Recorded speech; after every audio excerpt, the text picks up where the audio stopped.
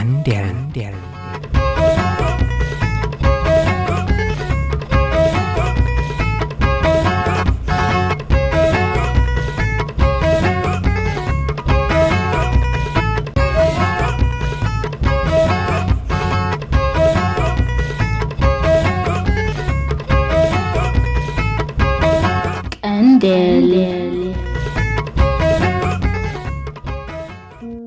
ጉዕዞ ሳልሳይ ክፋል ብዛዕባ እንባ ካብ ተላዕለ ታቦርን ከነኣንን ኣብ ሃገር እስራኤል ዝርከቡ እምባታት እዮም። ሞት ባሕሪ ምስ እንባ ምጻዳ ዝረኣኽዎን ኣዝየ ተገረምኩሉን ባሕሪ እዩ። እዚ ባሕሪ እዚ ማእከል እስራኤልን ዮርዳኖስን ይርከብ። ትሕቲ ጽፍሒ ባሕሪ 500 ሜትሮ ክኸውን ከሎ ኣብ ግዜ ሓጋይ 48 ዲግሪ ሴልሺየስ ኣብ እዋን ክራማት 30 ዲግሪ ሴልሺየስ ዓቐን ሙቐት ኣለዎ። ብተፈጥሮ እዚ ማይ ጨው ኮይኑ እቲ ኣብ ገማጉሙ ዘሎ ጭቃን ሕማም ቆርበትን ካልእ ተዛመድቲ ሕማማትን ፈውሲ እዩ። ናይዚ ባሕሪ እዚ ተፈጥራዊ ውህብቶ ኣብ ውሽጡ ኣቲኻ እንትርፎ ጸንበለል ክትብል ክትጥሕል ዘይምኽኣልካ እዩ። እዚ ብዝተፈላለዩ ኣገረምቲ ነገራት ዝተዓጀበ ብተፈጥሮ ትዕድልቱ ኣዝዩ ታሪኻውን መሳጥን ስፍራታት ዝድህስስ ዑደተይ መዛዘሚኡ ካብ ቴል ኣቪቭ ሕጂ ዘካይዶ ዘለኹ ዑደት እውን ኣብ ምዝዛሙ ብምዃኑ ነዘን ኣብዛ ከተማ ከምኡውን ኣብ ሙሉእ እዚ ሃገር ዘለዋ ቅዱሳን ቦታታት ንበዓል ቤተልሔምን ናዝሬትን ካልኦትን ክርኢ ተዓጢቐ ይመጽእ።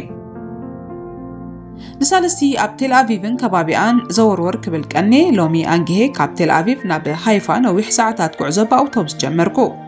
እቲ ጉዕዞ ካብ ዝጅመር ድሕሪ ዝተወሰና ደቃይቕ ኣንጻር ኣነ ኮፍ ዝበልኩሉ ወንበር ብወገን የማን ወድን ጓልን ብቋንቋ ትግርኛ ክዘራረቡ ኣብ ሰማዕኹሉ ኣቓልበይ ናብኦም ገሸ።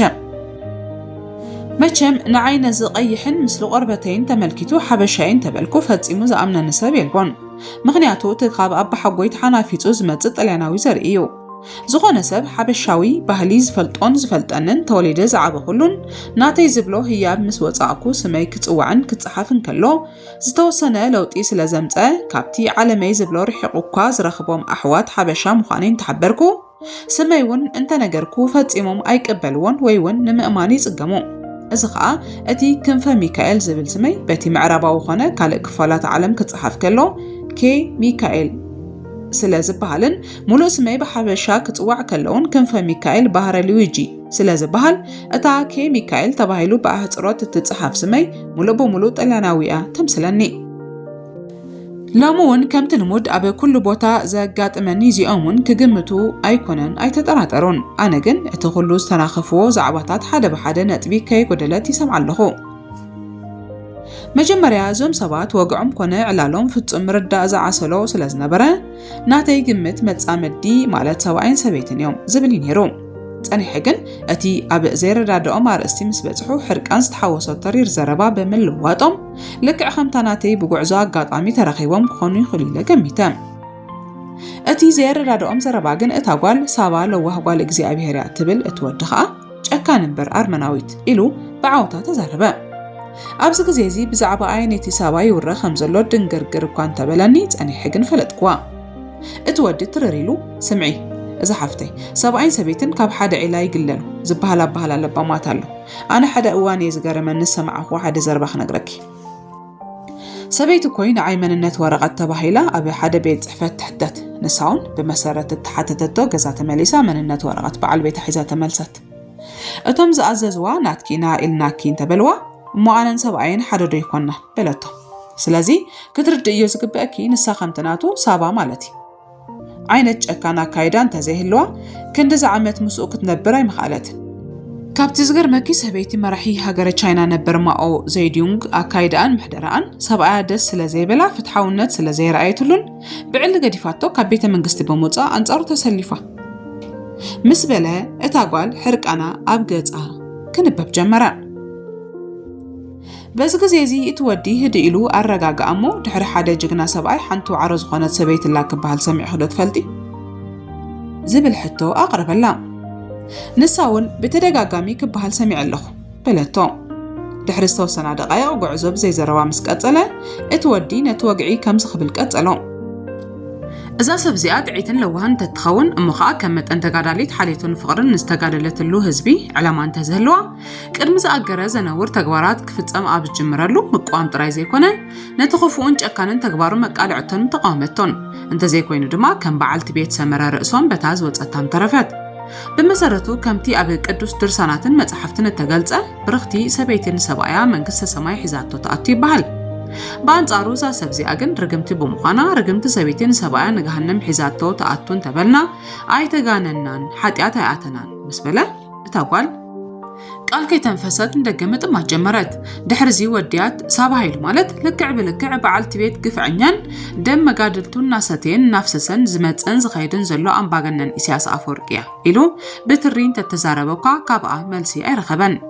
ከምቲ ዝደራይብዎ ዝነበሩ ሓያልን ተሪርን ዘረባ ብሓባር ፈጺሞም ዝጓዓዙ ኣይመስሉን ነይሮም ኮይኑ ግን ኣይተፈላለዩን ኣነ ካብ ጥቆም ክርሕቕ ከም ዘይደለኹ ስለዝተዓዘቡኒ ሕድሕዶም ብትግርኛ እንዳተዘራረቡ ምሳይ ከዓ ከረዳድአና ብዝኽእል ቋንቋ እንዳተዘራረብና ዝተወሰነ ጸኒሒት ገበርና ነቲ ኩልና ክንሪኦ ዝመጻና ስፍራ ብስእሊ ዝተሓዝና ገለገለ ከዓ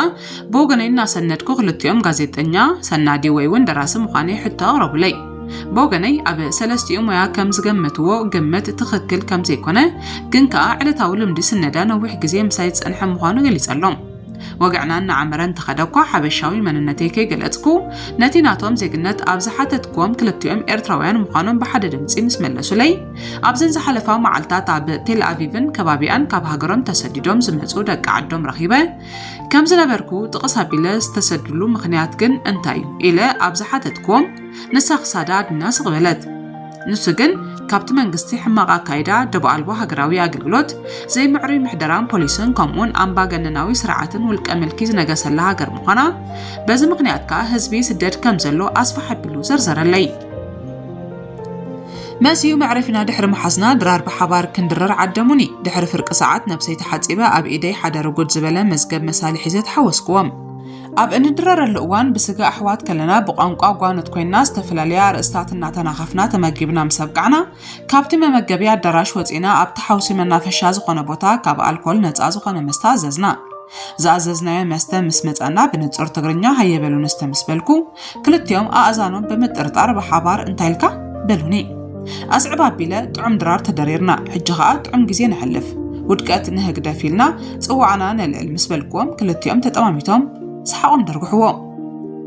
وقعنا نعمرن مسات إن خونن بمسقامو أزينا توهدنا أجرامات كلتي أمجن أبل عليه زلهم مالتيو من مليسيو السقمة لو كابجت كلتي أم حساسن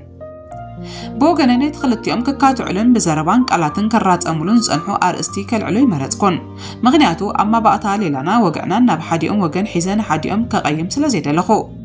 بمخانخ عزا بقسكو أرستنا كايدو زلنا عدت ما بقسيز قابرأيو أنا بعمقات بزعبا تابور استباهلو قوبو انبا متعدا موت بحري كمون كان بعلي يرسالين منفساوي تاريخون كمون بتلهم قويتات تولد الله قدس السفرة مخانب توسخي يسوس كريستوس أبي نازريت كابتا أزوي دس بلن زحقو سنجزي مستك أمزامرتو تصبق وان زستماقر الله بوتا مخانا سفح زبلاجزي وسيدة تنتانا كايدا نساتهم جن أتي جاري موم زلوا كابتي أوروباوي ملكعن مثلاً كم زي سمعوا زلوا عينة وقان عمل انكف زي بالتقرنيام سمسوميو ناتي بزعبها جر إسرائيل زهبوا زلوا خمابري نازز قرب اللي سلاموي مستمع وقلنا بالكو كاب كل يوم حد يوم نتناي وقعنا مدرخ كركبوا من جدي ويون عدل هبكو إذا نتخفتت تتقيمات تقرنيا أبي لميدكا بلتني نبام حرنيا بززازو ميلاويا زراربا أنا خحتكي نسقي أبي لميدكي مسبلكوا كلتي أم بحبار تتأماميتهم سحقوا تقرنيا كمي أنا أمت أي كابيو حجي بحد إرزود دأسل زي كونا جزين تداهل لكم لومي بقى طعمي عم لخزر رخبنا كلام معلتي كوقعكم بالكوم اتوديك ساب حجي بسماي تلالنا أنا مسيعرون نبهل نسخة إلو نعاد أمتا كتزارب عدل كم صهبا بملكة بمحبار عينت نساون آديام هابتي بهال بلتني أنا ملو سمي كنفا ميكائيل بهارة لويجيز بهال مسبلكم نسو أقراموتو زنكي بزمسلات أمامتا أمت أول رخا كاب طليان كوينو عبيد كاغنا بإرترا خويني سمعني بلاني أي تقاقا خاني لا حد إرمال سابكوام أتي أنفتو كالإزنا برواقعين عبتنساتهم كتشاقا جقلو زوعلو أرأستي تملسا ኤርትራ ሎሚ ሃገር ክትብላ ኣብ ዘይትኽእሉ ደረጃ ያዘላ በለ ሙሴ ኣነውን ካብ ተዘራቢ ሰማዒ ክኸውን መሪፀ ርእሰይ ብምንቕናቕ ጥራሕ ነቲ ንሱ ዝብሎ ዘሎ ከም ሰማምዕሉ ኣረጋገጽኩሉ ብወገኑ ሙሴ እውን ነቲ ዝጀመሮ ቀጸሎ እቲ ዝገርመካ ኣነ ኣብ ካናዳ ኦታዋ እተባህለት ከተማ እየ ዝነብር ንሳውን ሞንትሪያል እተባህለት ግዛኣት ካናዳ እትነብር በአጋጣሚ ካብ ሞንትሪያል ናብ ፍራንክፈርት ጀርመን በሓባር ተጓዒዝና ብድሕሪኡ እንደጊምና ካብ ፍራንክፈርት ካይሮ ግብጽ በሓደ ጉዕዞ ምስ ጀመርና እቲ ኣፍሪቃዊ ቆርበትና ሰሓሒቡና ግዲ ጉዕዞናውን ሓደ ብምዃኑ ክንፈላለይ ካልናን እቲ ዝገርም ግን ቅድሚ ዝተወሰነ እዋን ብዛዕባ ምሕደራን ፖሊስን ከነውግዕን ክንጨቃጨቕን ኢና ጸኒሕና ምስ በለ ነቲ ዘረባ ከይወድኦ ኣቋረጽክዎ እወ ኣነውን ጽቡቕ ጌረ ሰምዓኩም ጸኒሐ ይበልክዎ ሙሴ ቅልጥፍ ኢሉ እሞ እንታይ ኣረኣይ ኣለካ ኢሉ ሓተተኒ ኣፍልጦን ርዲእትን ክልቲኹም ኣብዚ ጉዳይ እዚ እንታይን ክንድምንታይን ምዃኑ እኳ እንተዘይፈለጥኩ ብወገነይ ግን ብስምዒት ወይ እውን ተባህለለ ይኮንኩን ብዛዕባ እቲ መንግስቲ ጠዋይን ዘይምዕሩይን ኣካይዳ ዝዘረብ ኣብ ውሽጢ ኣትየ ኩሉ ኣካይዱ ብደቂቕ ተዓዚበየ እየ ይቕጽል ቀንዴል